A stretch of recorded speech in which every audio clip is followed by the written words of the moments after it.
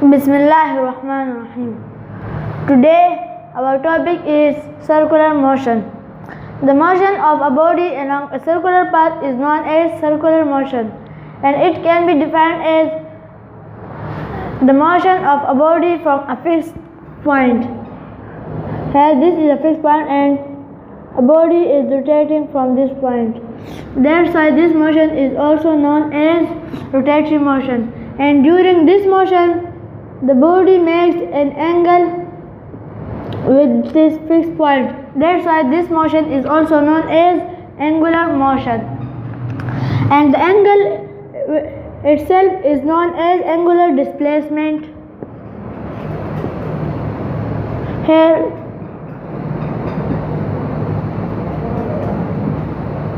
it makes an angle theta. So this theta is known as angular displacement.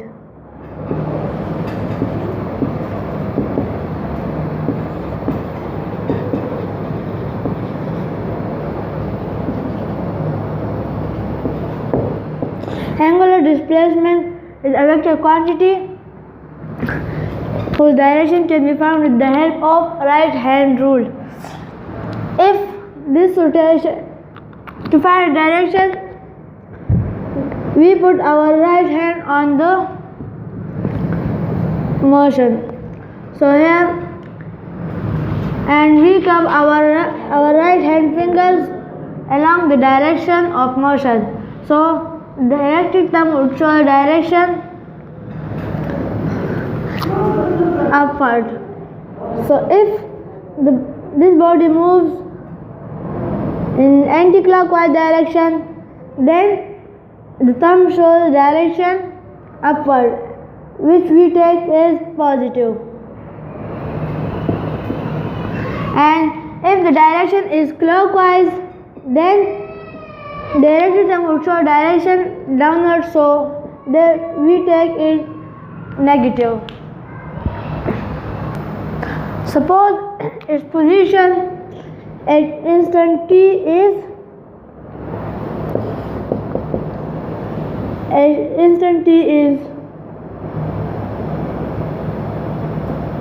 m,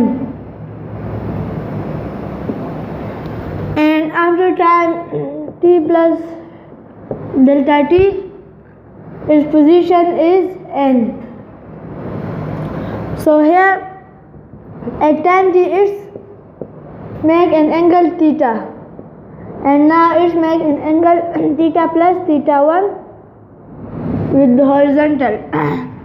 So here in this case, delta theta is the angular displacement, which can be defined as angle delta theta defines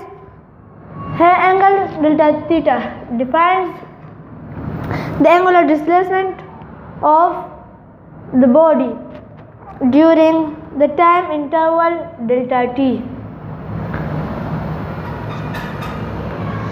For very small values of delta theta, the angular displacement is a vector quantity, and angular displacement is a vector quantity. Now, if we divide delta t, change in angle divided by change in time, then this is angular velocity, which is represented by omega, and it is also a vector quantity, because here this is angular displacement and displacement is a vector quantity. Here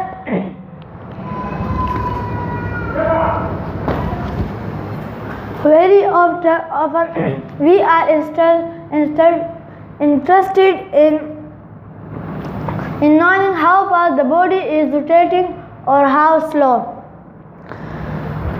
It is determined by its angular velocity, which can be defined as the rate of change of angular displacement during the time interval delta t. The average velocity, here the average angular velocity can be written as average velocity is equal to delta change in angle divided by change in time.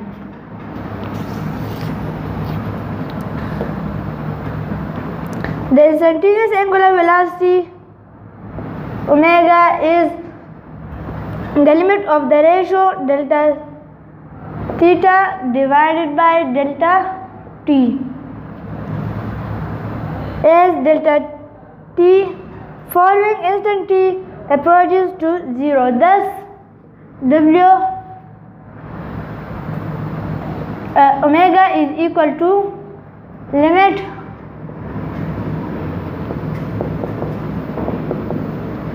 delta t tends to 0 and delta theta divided by delta t. In the limit when delta t approaches 0, the angular displacement would be infinitesimally small. So it would be a vector quantity, and the angular velocity can be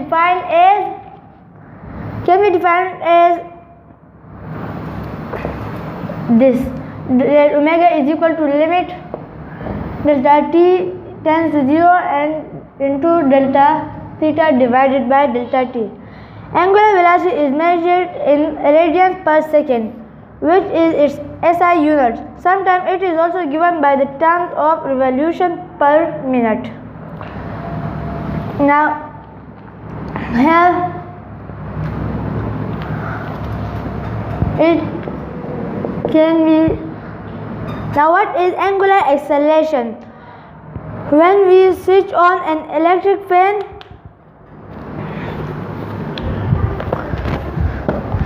we notice that its angular velocity goes on increasing.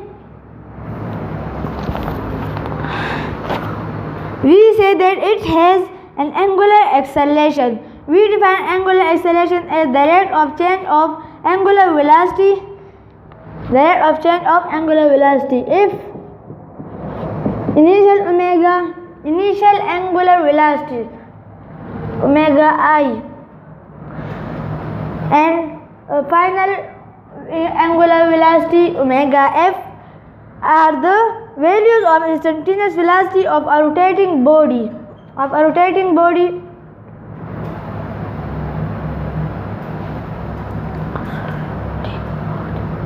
At instant t initial time and final ti and tf, then the average angular acceleration during the interval tf final time minus initial time is given by that alpha average is equal to wf minus wi divided by tf minus ti. Here this is omega f minus omega I.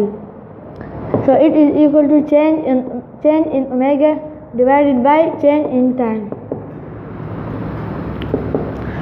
So its average angular acceleration is given by delta omega change in omega divided by change in time. The instantaneous angular acceleration is the limit of the ratio change in limit divided by change in time as delta t approaches 0. Therefore, instantaneous angular acceleration is given by alpha is equal to limit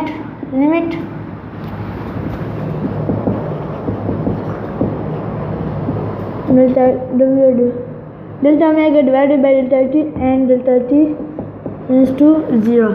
And angular acceleration is represented by alpha. So the angular acceleration is also a vector quantity, so magnitude is given by this equation, which is alpha is equal to limit delta t tends to 0 into delta w divided by delta t, and whose direction is along the axis of rotation. Angular acceleration is expressed in units of radian per second square, and a direction can be found with the help of right hand rule. If the electric term would show direction upward, then we take this acceleration positive. But if the electric term would show direction inward or downward, then we take is negative.